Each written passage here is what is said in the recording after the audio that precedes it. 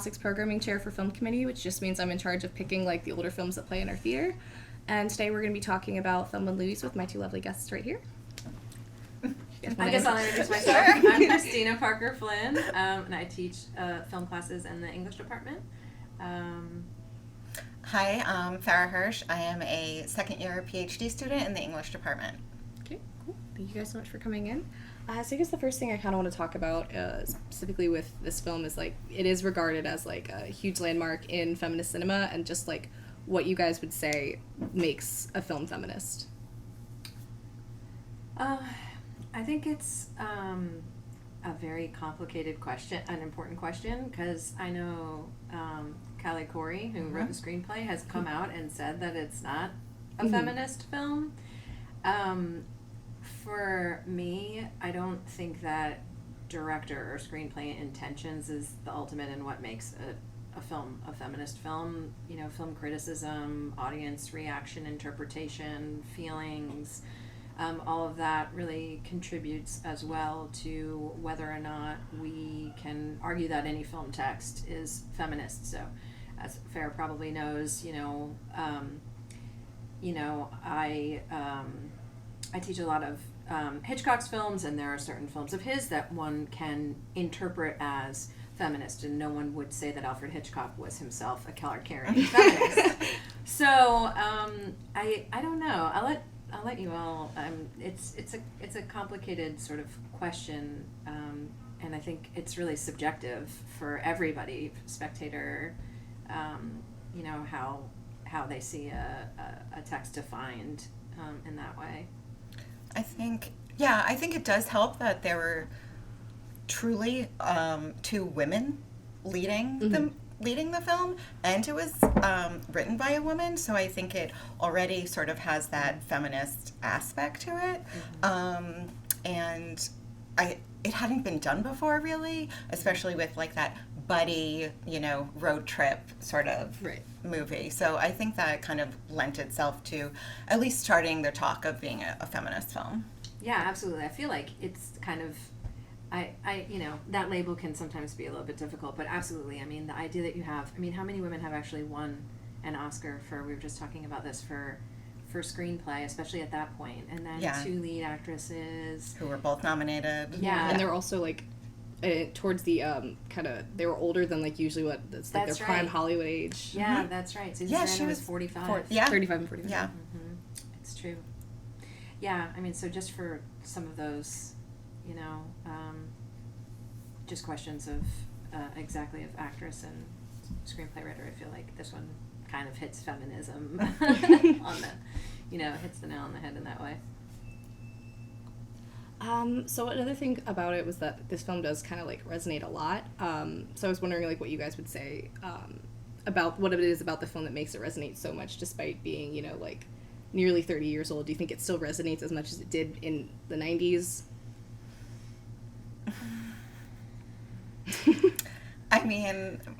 Well, I feel like watching it now in this era of Me Too, it is much different watching it now and than watching it back in 1991. I think it probably resonates a lot more. I think the ending is what makes it so special. And so I think it should resonate much more now. When I was rewatching it, I just kept asking myself that I wish I could put myself in the position of being like a 20-year-old watching it right now, and how it would resonate. And I don't have an answer to that, because I'm obviously from an older generation. It's interesting because I think Thelma Louise was pretty particular to that time period. And there's some scholarship on this, that there's a sort of syncing up with concerns and representations in Thelma and Louise with other things that were going on with, for instance, Anita Hill, Clarence Thomas hearings and other sort of hiding abortion information in Supreme Court and things like that. And also that the discourse around rape and the sort of relationship of that in relationship to second wave feminism at that time. So in some sense, I think this film is very like particular to its time period, and yet so I wonder. I can't answer what I think. It should still resonate, but I wonder how. Maybe you tell us. But I wonder how it looks from the perspective of a younger. I guess I'll say particularly female spectator now, which is a whole other can of worms for when the film came out and male spectatorship versus female spectatorship in the reviews and things like that. But so I'll just limit that, I guess, to no. I mean, I won't limit it. I mean, any younger spectator, how they would feel about it. But we could also, get into talking about how the film, like some of the criticism the film did face, that it was like very male bashing and very negative towards men. And like how, if you guys actually think it is that way, or if it's just because in this film these kind of characters, the only reason it seemed like it was kind of misandry was because these typical characters that show up in a film where it's starring men, no one really says anything, but because it was starring women, it looks like it was anti-men. Yeah, I definitely saw a lot of, I was looking at the reviews and the criticism of it. Definitely they said it was misogynistic, but one said the men didn't really, I think it was even Callie Corey who said the men didn't really matter in this, and that's why it got such a backlash, because it could have been the first time, again, that like women were in the forefront of this film, and so I think that's why it got a lot of harsh criticism for it, for sure. I mean, I guess my easy answer is I don't see it as male bashing myself. I would guess a lot of that comes from far more male spectators at the time than female spectators.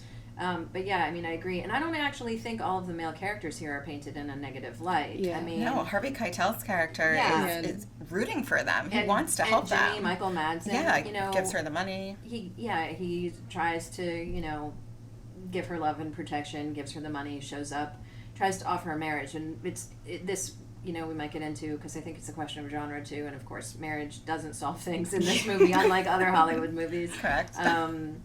Louise is, too far into the trauma. We'll just say the trauma because it's larger than just one thing. But I mean, Harvey Keitel, is a very sympathetic character where he's struggling at the end to say, please don't point the guns at them. Yeah. They're I think he understands obviously that these characters have gotten into a bad situation, and then, I mean, he runs after them, too, as they drive away, so. And that's a prominent part of that last image, I mean, and, you have Thelma's husband as, like, sort of the jester, but I actually, I don't know, it's like, they kind of create him as a sort of jester, so I think it points to a little bit of that toxicity of a male character like that, so maybe someone would call that male bashing, I wouldn't, but, yeah, I mean they are all sub characters. Yeah. They're not central, so. I mean, we could talk about the best looking hitchhiker in all of movies. I didn't want to start off with that. Why is it taking us so long? I didn't want to start off with that, but go for it. Yeah, no, I mean it's really interesting because, especially even just the way he's shot, is how women have been shot for so long, and so that was like one of the things that I think was pointed out even recently, especially because of Once Upon a Time in Hollywood, and it sort of does that thing again, and so I think that was really interesting that he's the one with his shirt off in it. Nice change. Yeah. Oh, so I'm supposed to talk about Brad Pitt? Yes. I was struck by how young Brad Pitt was in this movie. Really young. I've been around for a long time, and of course, yeah, you're right. I mean, he just gave his Oscar acceptance speech. He still looks good, don't get me wrong, but and you said he thanked Ridley and he thanked Gina. Yeah, because this was Oscar. like one of his first roles, and was not. I was reading the Vanity Fair oral history of it, and he was not the first choice. I can't remember who was the first choice, but it came down to them. But they couldn't do it, and so he got the role. Yeah. They said, I was reading something too that said like Gina Davis had a bit of a thing in it because they were talking about who should get it. She was like, the blonde one. Like, yes, I there want were, him. yes, Yeah. there were like 4 actors, and a couple of them like either had other things to do. Yeah, and then even with casting in general, like Jodie Foster was up for it at one point, but she did Silence of the Lambs.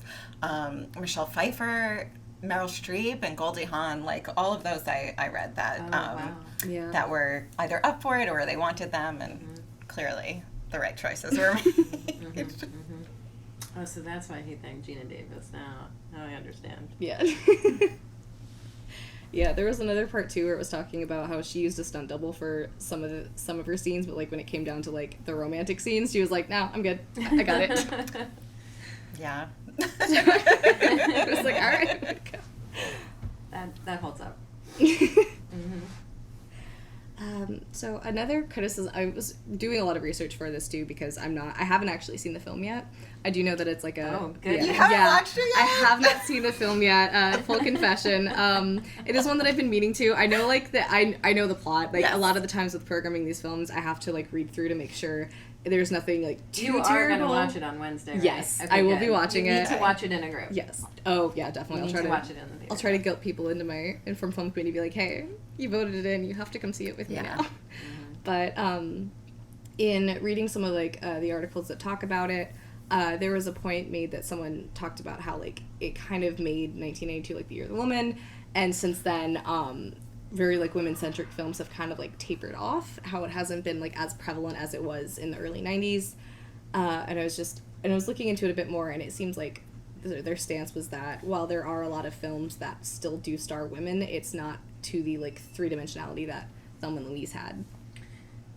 Yeah, I think there are a fair amount of films certainly in the past decade, but there are a lot of comedies like The Bridesmaids. Bridesmaids. I would say half of them starring Kristen Wiig.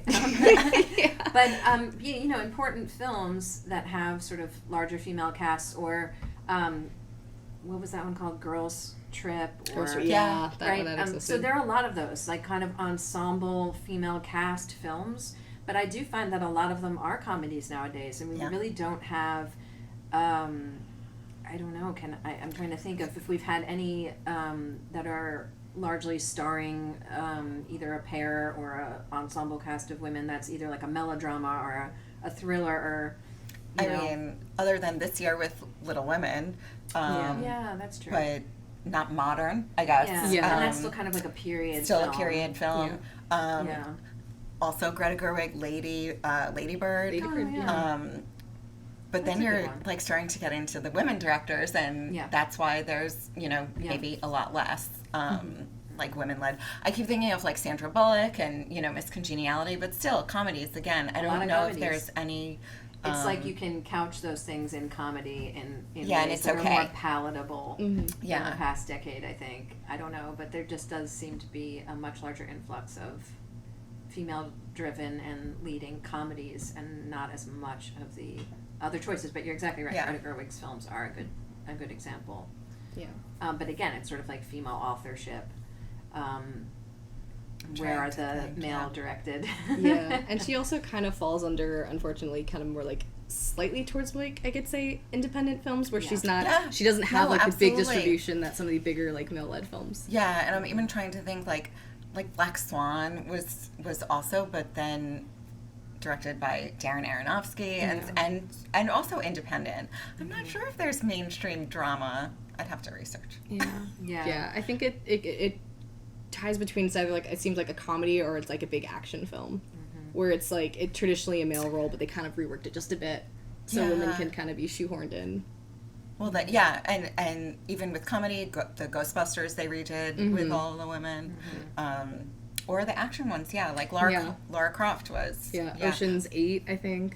Yeah, and it's also just like action from the 90s is not what action is now. It seems to have been superseded by a lot of comic book adaptation films and Marvel films, which you do have Captain Marvel. Yeah, which I haven't seen, but is obviously a female character led. Yeah, Black Widow. That's coming Johansson. out. Yeah, but so I feel like in this. Oh, Wonder Woman. Yeah. Yeah, Wonder Woman. Birds of Prey is also That one is a good example. Yeah. I haven't seen it, but that's definitely a good example that is like sort of marketed as female driven. So it's also I think a question of genre. I think a lot of Thelma Louise for me is a question of genre, but so I think it's a question of genre because, you know, those sort of action films and thrillers that were defining the late 80s through the 90s is just so different. We don't really, you know, I think a lot of that has kind of been replaced with the comic book adaptations and the character adaptations, which therefore aren't going to be like sort of driven by that sense of reality that Thelma Louise really is per that time period. For Thelma and Louise, like, again, I haven't seen it, but, like, what would you say about it makes it, like, was so groundbreaking about it? Like, aside from, you know, obviously being, like, female-driven, like, female-written, and also usually, like, a traditionally male genre.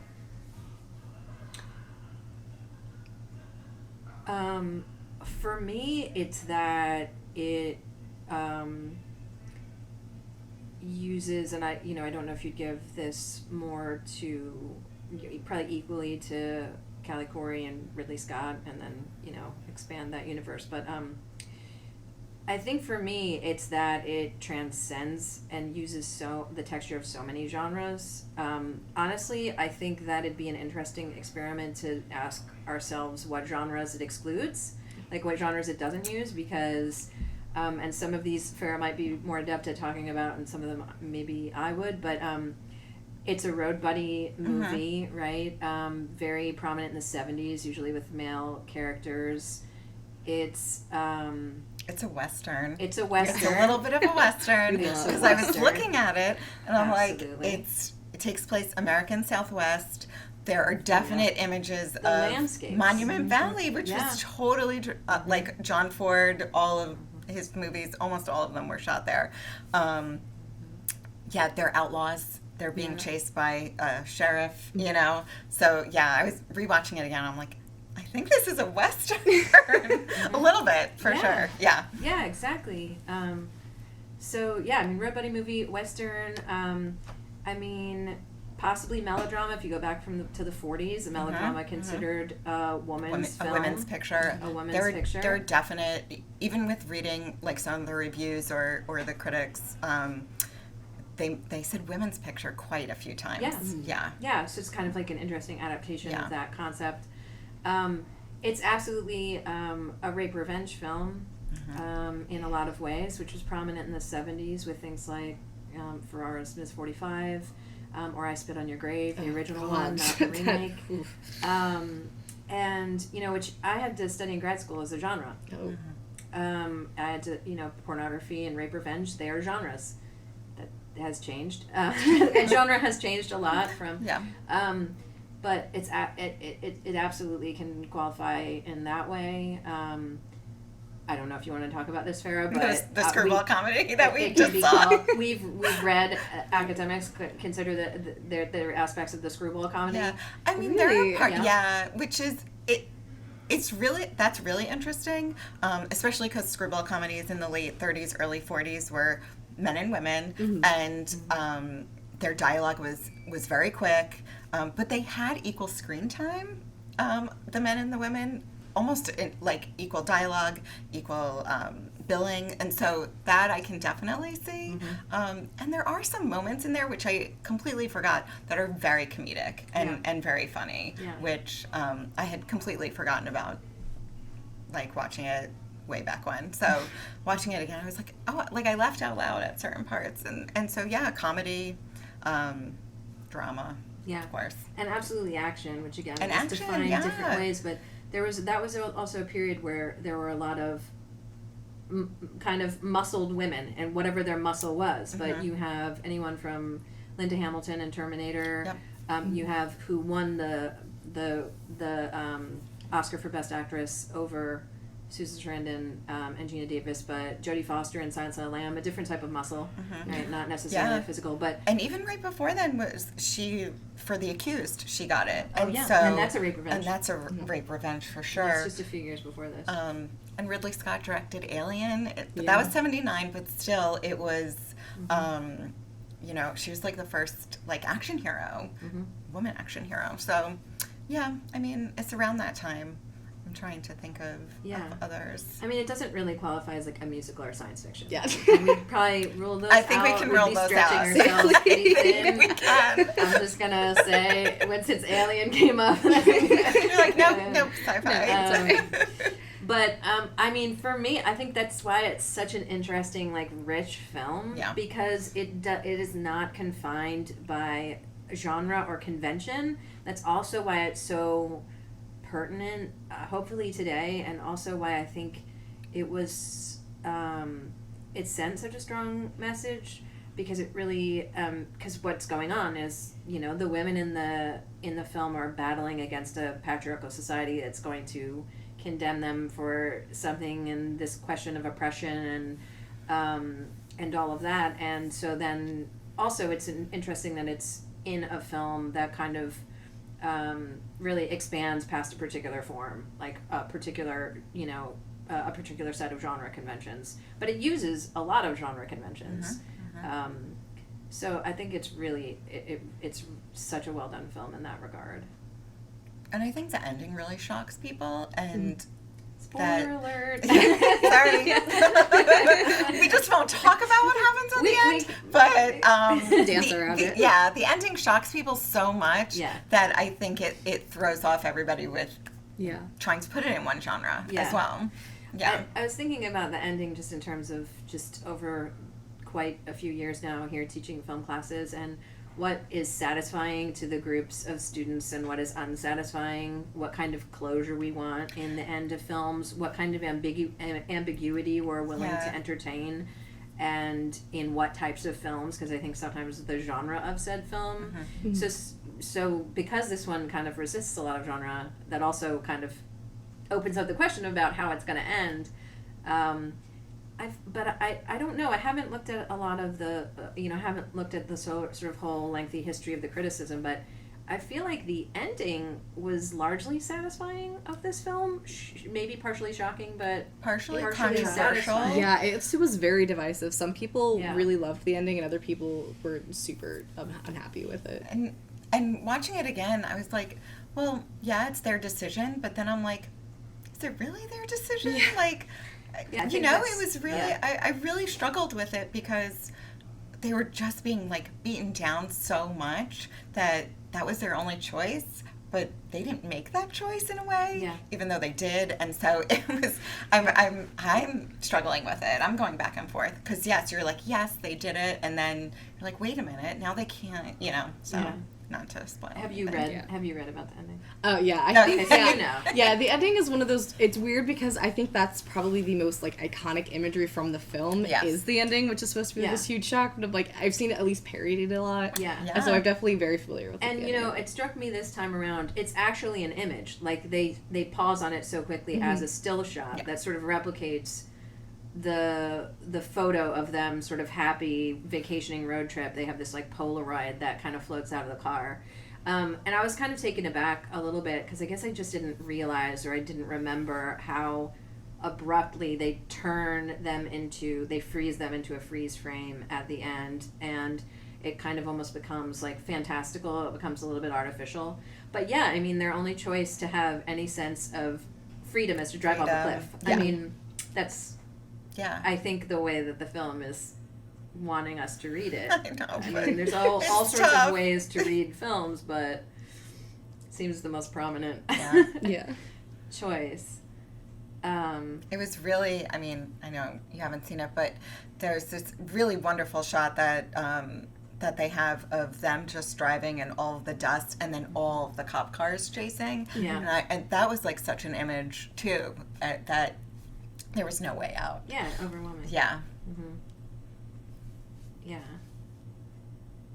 And I mean, it's like, you know, symbolic, right? Patriarchal society, and like the police, just the one. The FBI, right? As indicative, right? I think the film is highly symbolic in those ways, too, because, you know, it's, I think, making larger commentaries about women's rights, women's protections, women's freedoms at that point. And again, I think a lot of very particular things to that period in the early 90s, but also things that are still very particular today. I mean, they're not the exact same, but sadly we have not made nearly as much progress on those things. So I've got to imagine that it can still very largely resonate. Although there are no cell phones and a lot of smoking, so I always wonder about that. It's like I feel like what holds up. I feel like you have to. I mean, I would never advocate this, but if you edited it and like put cell phones where a lot of the cigarettes are, no, that wouldn't. It wouldn't. Just kidding. I don't want that to happen. I did like the payphones. And then it wouldn't be a Western because you have to have a fair amount of smoking in a Western, right? Yeah. Or a crime thriller of some sort. Yeah, but even the dialogue, like some of the dialogue is still, I think, really works today, saying that Gina Dave or Susan Sarandon's characters, like, they won't believe you, they won't believe us, and it still resonates. Yeah. So, yeah. Yeah, I don't remember the exact statistics, but it was, like, shocking how few, like, rape accusations are actually believed and how few actually go to trial, and then even less are with like convictions. And I know the statistic was like for false rape accusations it's between I think 3 to 5% of all accusations made, and that's even still such a small number of like actually reported incidents.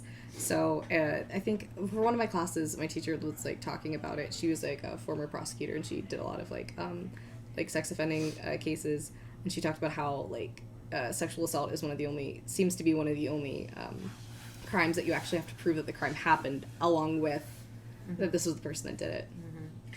Yeah, this film, sorry, spoiler alert too on this one, but it's just going to happen. I think this film really complicates that too. It kind of makes it, and Louise says something like that later on, exactly to the effect of what you just said, like, you have to prove that, we don't have any proof. Also, the rape doesn't fully happen. And some controversy over that, just because then you're for sure going to be talking about an aggressive male who has sexually assaulted but not fully in that way, and then it's like game over. There's no way to prove even in these instances where it's already impossible to prove. So I don't know. I wonder about that choice.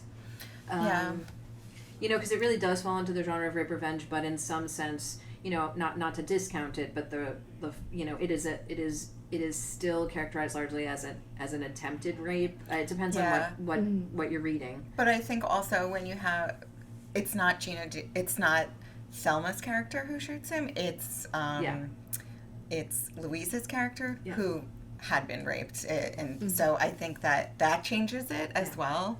And even like when they're in the car and she realizes that's what happened to her, that's why she doesn't want to go through Texas, that she doesn't even want to talk about it, and so that's something as well, like added on to doesn't want to talk about it at all with her best friend. So it's like shutting a woman up. There's a bit of a cycle of women in gun films, not exclusive to this time period, but to this time period. There's a scholar, her name's Barbara Miller, and she wrote this piece on sort of the cycle of films, and in a very particular tight sort of framework in the year before and after Thelma and Louise, of what she calls like a subgenre of women in gun films that she calls gun in the handbag films. There's one, The Gun in Betty Lou's Handbag, so that's where she gets that title from, which is not the best. But that's around that year, so this would be the more classic example, but sort of this idea that it's a little bit different than a lot of other films that she or others might characterize as women in gun films, because a lot of the other ones, like maybe even Silence of the Lambs, I don't know if she uses that one as an example, but a lot of them are, you know, the female characters are detectives or police officers or someone in a position where it wouldn't be unheard of for them to use a gun. Whereas the Gun in the Handbag film is a sort of right, talking about the handbag as being indicative of not only a gun sort of being hidden in the handbag, but then the handbag being indicative of a sort of femininity. And lady. also, and so these characters that necessarily wouldn't, and that kind of plays prominently in the film, because Harvey Keitel is told by the waitress they're not the killing type. Like, she tells him like 2 or 3 times right after the crime. And so this film definitely qualifies, and she has a sort of longer reading of, a sort of psychoanalytic reading of how this sort of gun in a handbag and the use of that gun sort of satisfies something similar to, in psychoanalysis, the sort of primal scene, but the sort of maturation, and then inciting a sort of transformation that certainly occurs, through the mise en scène as well as costuming and behavior for the characters in this film. So it's interesting because I do think that this, those kind of readings really does place this film in a particular time period, but that doesn't limit, I think, its power, universally. But it definitely does something interesting for that time period specifically about when a woman has to, and again, that question of when a woman has to take arms against a domestic abuser or a sexual aggressor, because again, that sort of flip side, that there's no one that's going to either believe you, or there's the law is not going to protect you, especially not them, and then the law will in some sense turn on you. So I think it's a really powerful portrayal of that.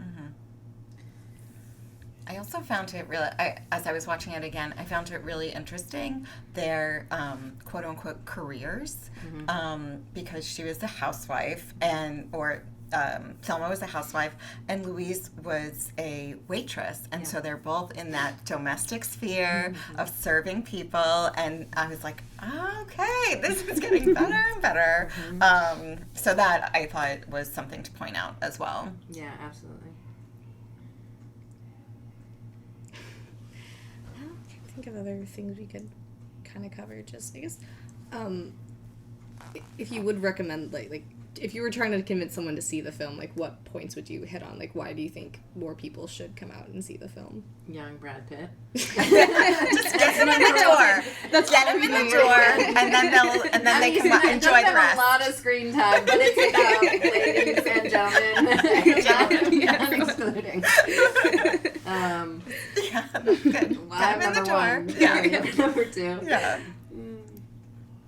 I mean, you still don't see, like, 2 women in a lead, like, and they're so good. And they're good. I mean, the performances are incredible. Also, I mean, it's just, it's not just because there's 2 women in the lead. They're both fantastic. Yeah. The characters are. It's interesting. I was reading something about how the characters aren't that well developed background wise, and that's true, I guess. But they're still like so well.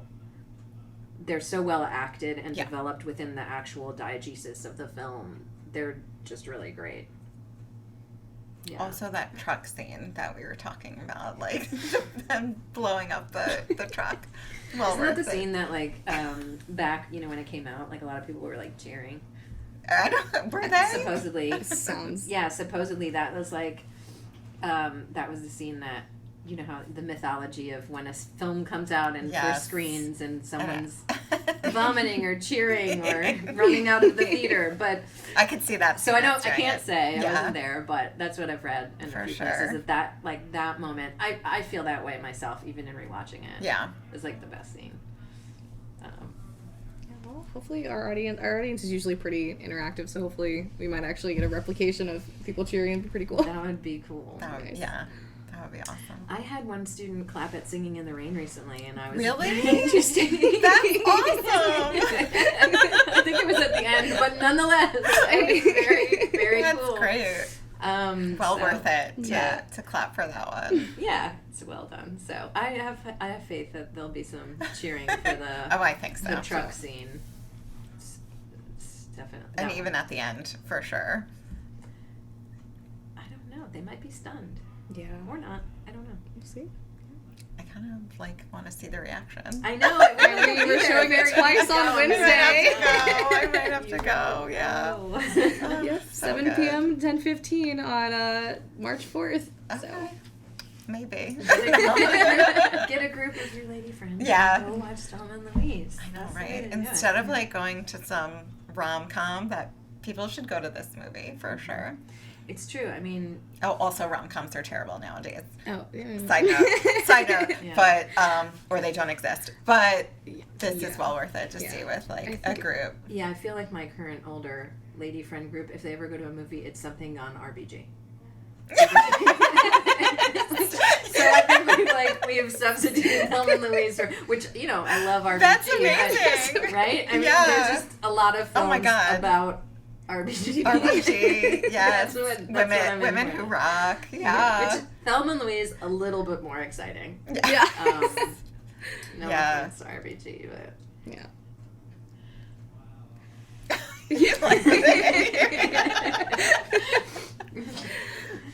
I'm trying to think of like anything else, but Yeah, and just going completely off topic, which was like one thing I wanted to do for like some movie eventually that they could do for like just like an educational type deal for rom-coms, especially like some of the more popular, very well known, like your God, I'm blanking, like The Notebook or Sleeps in Seattle, or You've Got Mail. Yeah, for those where you're like, you just put the relationship, like, you don't mention, like, anything that would give it away that it's this movie, and be like, hey, is this healthy or not? Because most of them are not. That's such a great idea. Yeah. Because most of them, ooh. Yeah, that's true. What's your favorite rom-com? I go way back to the screwball comedies. But truly, like, rom-coms, they've morphed into chick flicks, and I can totally go off on this. But, like, When Harry Met Sally is probably, like, the epitome of it, and then, like, ones branch off from there, because, as I think rom-coms, you don't have to drag anybody to them, like, boyfriends or, you know, whatever. Like, I think of them as, like, adults, you know? And so, like, my parents would go see it and, like, be happy seeing it together. And we don't have those anymore. There's no, like, adult, like, fun romantic comedies that people can go to anymore.